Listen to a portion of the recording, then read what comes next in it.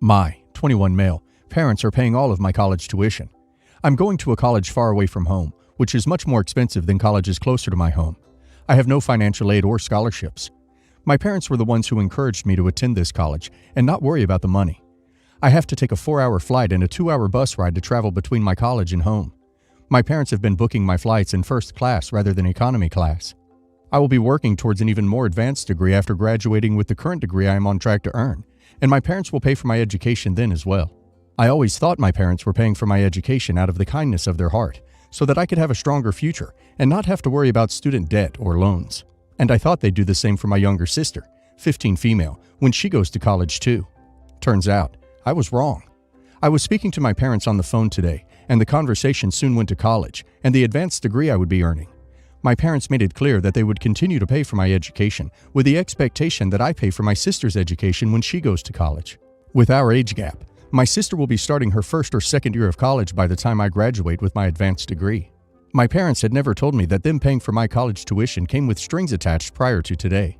I wasn't expecting to pay for my sister's tuition at all. Had my parents told me about this beforehand, I might have considered going somewhere cheaper and taking loans as opposed to paying for my sister's education.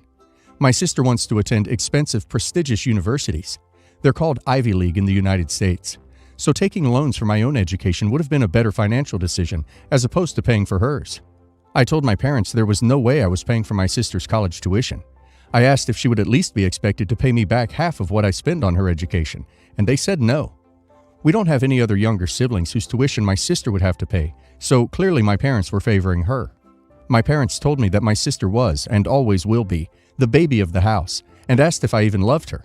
I asked them why they couldn't pay for my sister's tuition, and they said that college is expensive, and they already funded my education. They said any good brother would help his sister have a good life. They then called me an a-hole.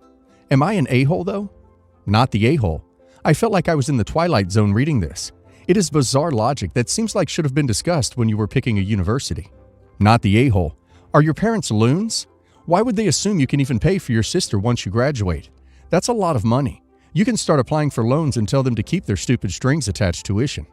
Not the a-hole, but seriously consider refusing their financial aid for the master's. Pay for that yourself, and make your parents pay for your sister's undergrad degree with that money instead. I, male, have a daughter from my former marriage, Jess, 26 female. My wife has two, Penny, 21 female. We've been together for 15 years, and I consider Penny as a daughter. Her father died when she was born, so she has only me as a father figure. Jess and my wife have a friendly but not close relationship. She and Penny don't like each other since they were young, and despite having tried in the past to get them closer, we gave up. As the title informed, her wedding took place on 1/6. She invited me to walk her down the aisle, and I accepted. She only invited my wife. 5 hours before the ceremony, we received a call from the police saying that Penny has been in an accident and we needed to go to the hospital, an hour away from the city. We didn't know the size of the accident. They didn't want to inform us over the phone, so we went to the hospital. It was a serious accident, and her health condition was delicate, and we only managed to see her very late, 11 p.m. But until that, we stayed outside the hospital waiting to hear from her. When I found out that the accident was much more serious, 4 p.m., wedding 7 p.m., I called my daughter and told her what had happened, that we didn't know what was really going on or if she would survive. But because of that, I wouldn't be able to leave the place until the situation stabilized, so I couldn't go to the wedding, and I apologized profusely. She didn't even ask how Penny was doing, and just started screaming into the phone that I was choosing my stepdaughter over my biological daughter at the most important moment of her life, asking how I could do this to her, etc. I got the unpleasant bonus of a call from my ex about stressing her out and making our daughter cry on her wedding day because I can't get to have the father-daughter moment she's always dreamed of. Penny's situation is serious, but it comes out of critical, and there were 72 hours of, after the accident, uncertainty whether she would survive or not. She remains in the hospital in a coma, but is slowly getting better. I've tried several times to call Jess and have a proper conversation, but she refuses to talk to me. Am I the a-hole? Extra. I forgot to put it in the text. My mistake. One of the many things she yelled at me was that I walked Penny down the aisle at her wedding, and she didn't get this. Besides her not being the first, I didn't even walk her down the aisle, etc. This is controversial, but you knew you were going to miss your daughter's most important day the moment you got into the car with your wife. Why didn't you stay at the wedding to support your daughter while your wife went to look after Penny? Importantly, what are you going to do to make up for it? Or has Penny always been your focus? Everyone sucks here. You were really in a tough spot. I wouldn't say you're the a-hole, but it doesn't matter what a bunch of internet strangers think. You made the decision you did, and it obviously has affected your relationship with your eldest.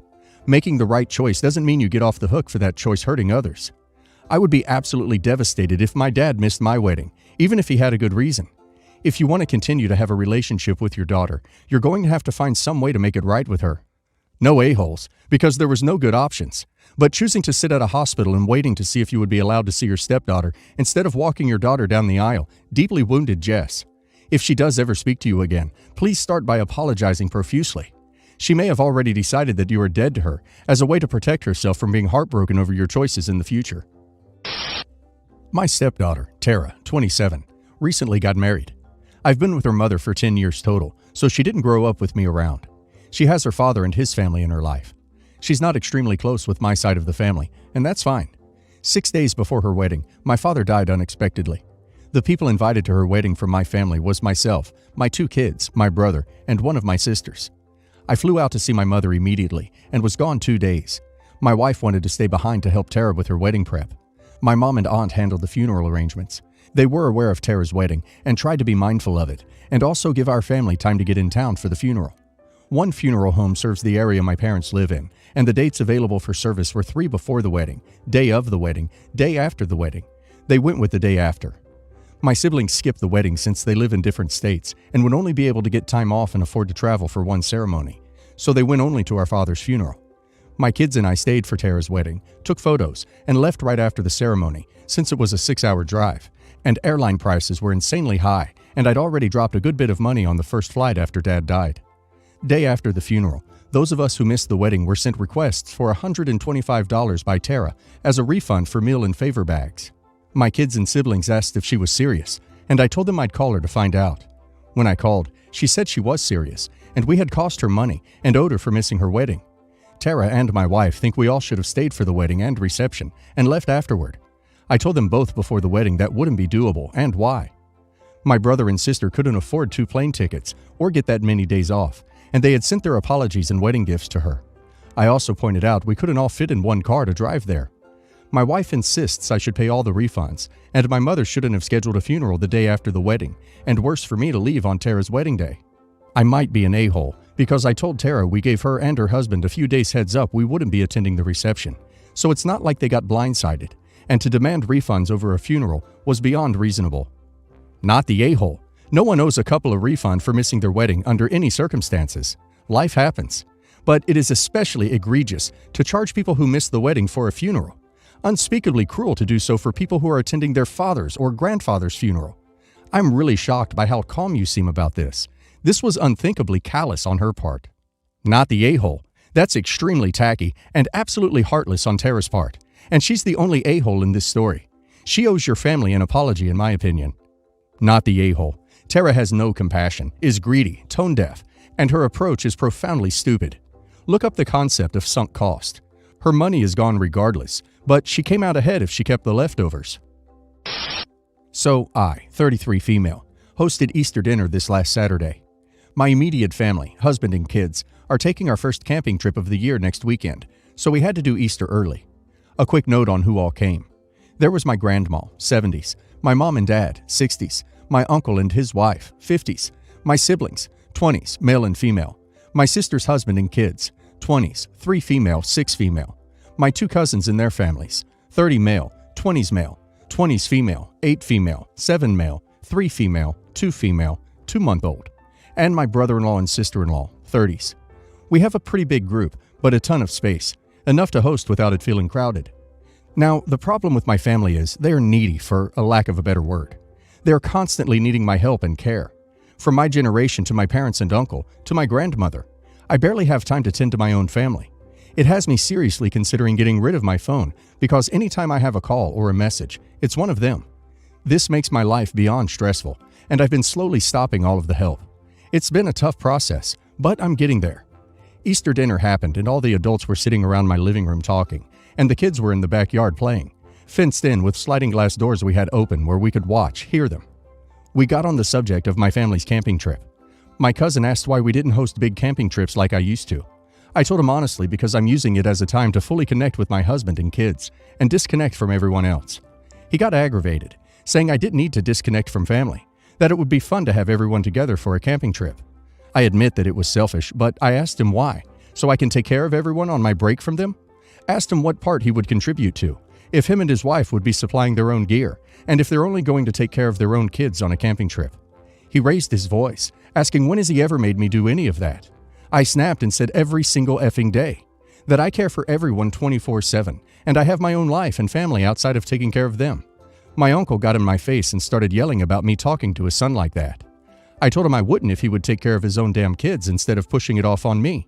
My mom tried to calm the situation, but I was angry and turned on her, yelling that she had no right to speak on the matter, as she won't even fix her own damn food, and she expects me to do it because she's too lazy. The dinner ended. Everyone went home mad. My husband and in-laws said my family had it coming, and they knew it was only a matter of time, but my grandma said I was in the wrong because we are all family, and that's just what family does for each other. Am I the a-hole? Not the a-hole, because we're family. It's not a good reason to continue being a doormat. That is how they are treating you. You host and do all the work, while they get to relax and enjoy being waited on. You told them the camping trip was for your family unit alone, and the other guy had to push for an answer why you weren't bringing the entire family. If he didn't want to hear an honest answer, he shouldn't have pushed so hard. Not the a-hole. I think all of that needed to be said, probably for years and years now.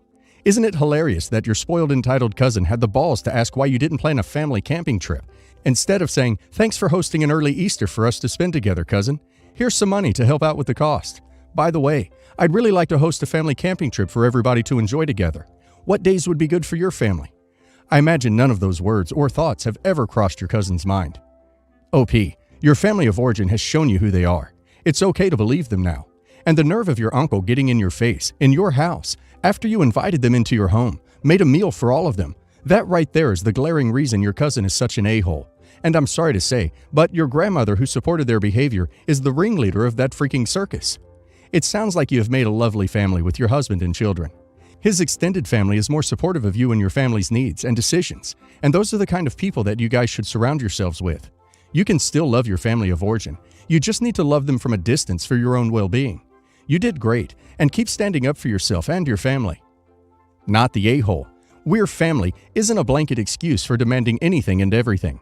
It's healthy to set boundaries, and it sounds like you need to do so ASAP. Blowing up wasn't the ideal way to have that conversation, but you've bottled it inside for so long. Who can blame you?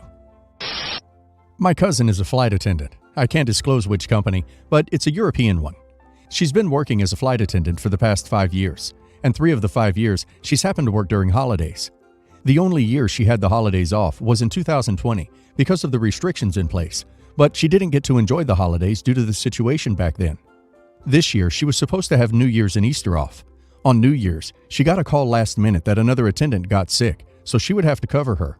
I remember her complaining back then about how she can't have crap anymore, and she was having a mental breakdown over missing New Year's as she was getting ready. When she left, she didn't even say bye, she just left crying. Now on Easter, she had to cover again for another sick colleague of hers while she was supposed to have 3 days off. As you can imagine, she was again very upset, and she was crying again. On one hand, I tried to sympathize with her, but I'm a person who's been struggling with minimum wage jobs and unemployment my whole life, and I also have a family to feed. She gets paid 10 times more than I do, and she works only 3 of 7 days a week, and I thought it was really ungrateful of her to cry and complain because she simply has to give up some holidays. When she returned home, I told her that I understand it might suck to miss holidays, but she should at least be happy and grateful she has a job, while some of us are struggling to make ends meet. And if she can't handle missing some holidays while working so little per week, then she might want to come at my 9-to-5 job where we get yelled at all day long while getting paid minimum wage. My entire family claimed I was an a-hole to dismiss her like that. Was I the a-hole? You're the a-hole. Just because your job sucks doesn't mean others can't complain about theirs. You're the a-hole. Don't put others down because you're jealous of them. You're the a-hole. Your struggles don't invalidate someone else's. It sucks that you're in a bad place, but it's not a competition for Hard Times Olympics. You wouldn't tell someone not to be happy because other people have it better. You can ask her not to talk to you about it if you find it upsetting, but you can't tell her not to complain.